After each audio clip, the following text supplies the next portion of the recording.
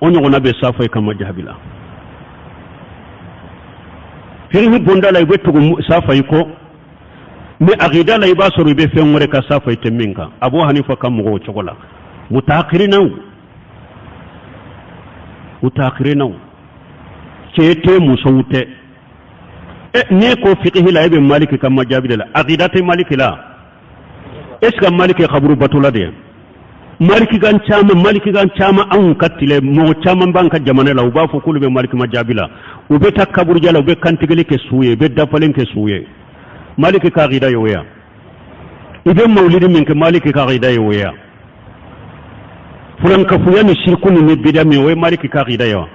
fiqhu la uba fo lube maliki majabila mi aqida la ne maliki te sirakelenya cewute musawute al qussu muskala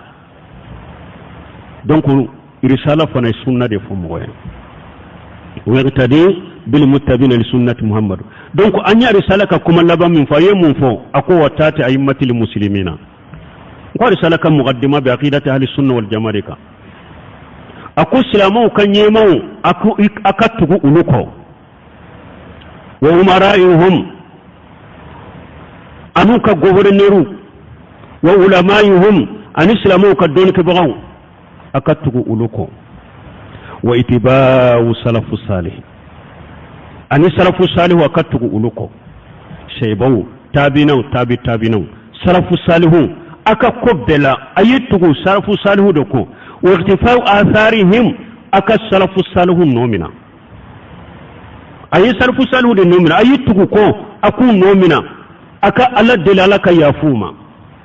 wa tilku kullu ma ahdathahu al muhaddisuna bidia mo ni kokuratigu yefengo fendo dina la ka betoy ni am nye baraka risala muqaddima la kelebe ya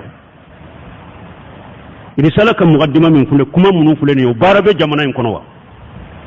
ute salafu salihu yere katabulo do salafu salihu yere katugo salafu ko salafia o kera kokura yere maliye ngolo afana be risala kala fana eska risala dona hari na ya sura dona eska baraka rani risala hari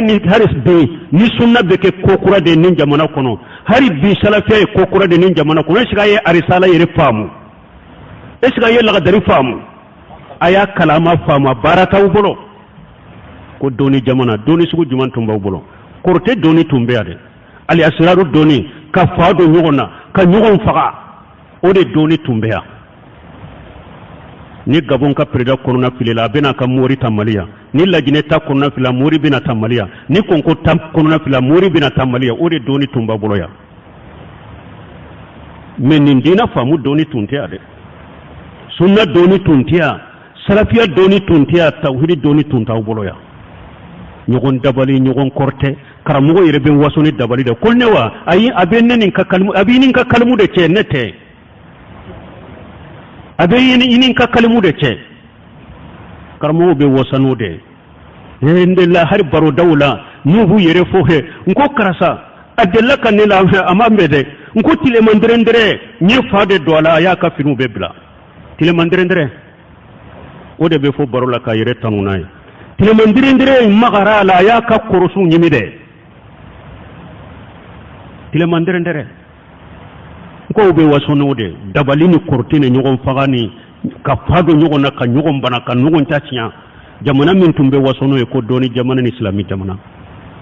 alaka hakiman dama ewa sunna chiden ye sunna fo bidia tunte chiden tilela me aya do abena aya ka sunna fo aya do ni so libena aya ka sunna fo kamogo la sukatama qur'ana sunna ba kono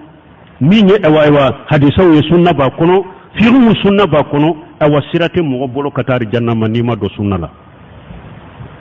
ala ye sirabe datu akari jannanye ni chiden ka sirate